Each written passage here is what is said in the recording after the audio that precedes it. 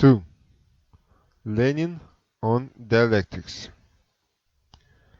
After the onset of World War I, Lenin, who lived from 1870 to 1924, studied dialectics. Dialectics is 1. A summary of methods of knowledge. Hence, we need to continuously update these by following the works of the most outstanding philosophers and scientists of our times. 2. Dialectics also is a resume of the most general relationships in the universe. Again, we need to continuously update these in regard to our expanding horizon of knowledge. Basing himself on Hegel, Lenin isolated the following elements of dialectics. 1.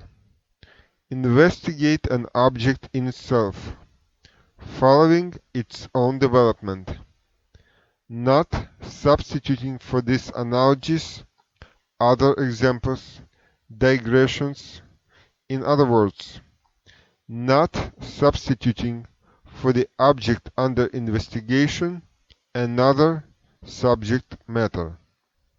Hic Rhodus, hic Saltus was the slogan of Hegel. 2. Grasp the entire spectrum of relationships of a given thing to others. 3. Observe development of the object itself, its own inner life, its own movement and spread into different areas. 4. Grasp inner contradictory aspects and tendencies of the thing. 5. See a thing as a sum and unity of opposites, of contradictory tendencies. 6. Observe the struggle and development of the contradictory tendencies inside the object. 7.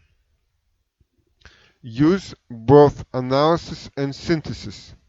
Split the whole into parts and assemble together parts into a whole. Knowledge is a kind of human constructor. 8. The relationships of each thing are not only specific and concrete, but are also general and universal. Each thing or a process is related to another thing or a process.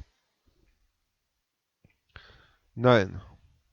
In each thing there is not only a unity of opposites, but some of these qualities or properties, tendencies, etc., pass into other, sometimes into their opposite. 10. Knowledge is an endless process of discovery or opening of new aspects of a thing. Each thing is infinite and fractal in nature. 11. The process of knowledge passes from surface of a thing, its phenomenal appearance, to the essence of the thing, its inner law and structure, from one essence to another one, still deeper. 12. The process of knowledge goes from coexistence of qualities to causality. That is, one quality being the cause of another one, and from one form of interrelationship to another one, still deeper. 13.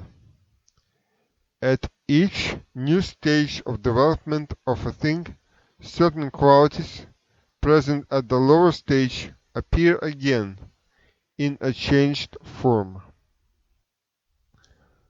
14. In development of a thing, we see a return to a seemingly old structure, that is, a negation of the negation. One example, the process of restoration in any political revolution. 15. There is a struggle between form and content.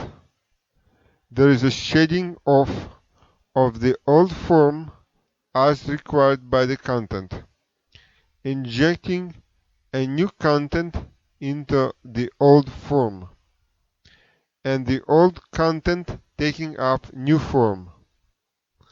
One example of this is how knowledge was done, first in a poetic form, then in a form of dialogues, then in a lecture, monologue form. 16. There is a transition from quality into quantity and vice versa. Thank you.